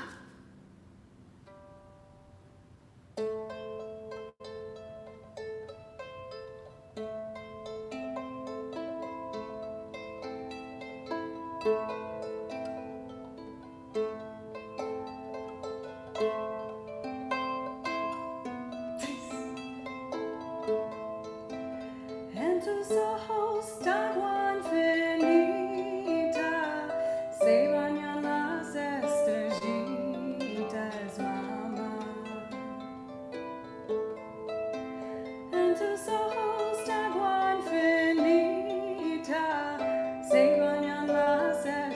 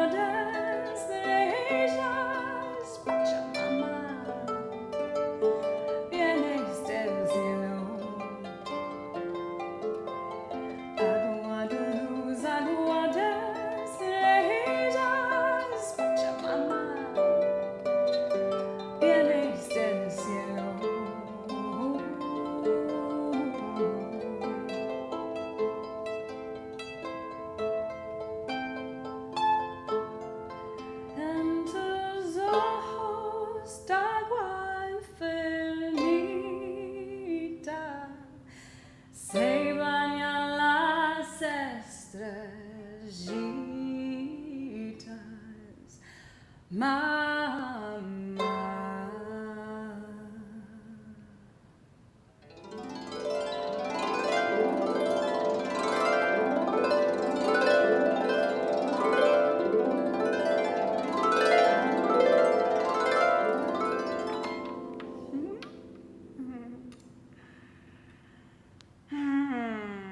Thank you, Moon. En tus ojos aguas infinitas se bañan las estrellitas.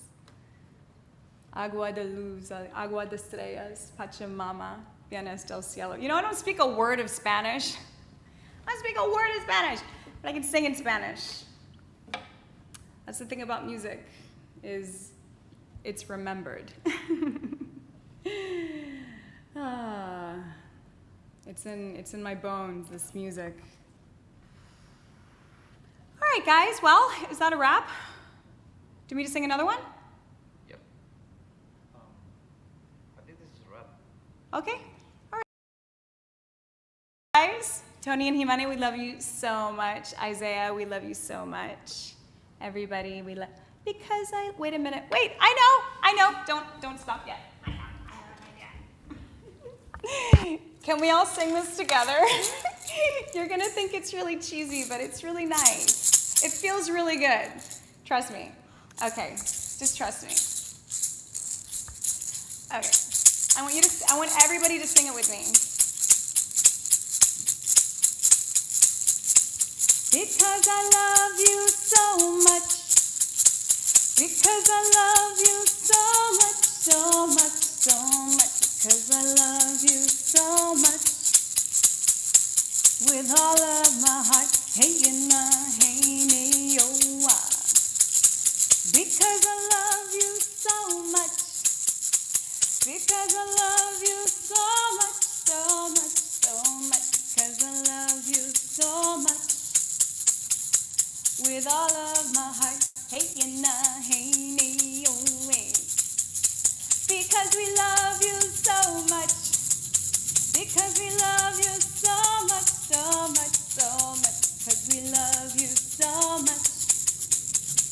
With all of our hearts, hey, hey, oh, ah. Because I love you so much.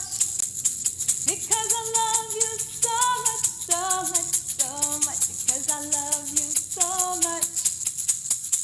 With all of my heart, hey, hey, oh, hey. Porque te quiero tanto. Porque te quiero tanto, tanto, tanto. Porque te quiero tanto. Con todo mi corazón. Hey, hey, oh, hey. Isn't that the loveliest song ever? I love it. I love it, and I love you. And I love you, Marcelo. You've been so amazing. Can we just, everybody just give me, can we give a round of applause to this incredible human being who has just been holding this whole container together from behind the scenes and just being so wonderful and kind and amazing and sweet and funny. So we love you, Marcelo. Thank you so much. A pleasure, Scarlett. See you.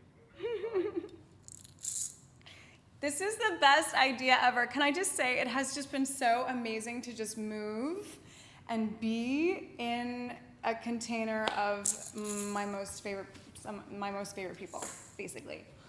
Can we do this all the time? Can we do this every full moon? Can I do this every full moon?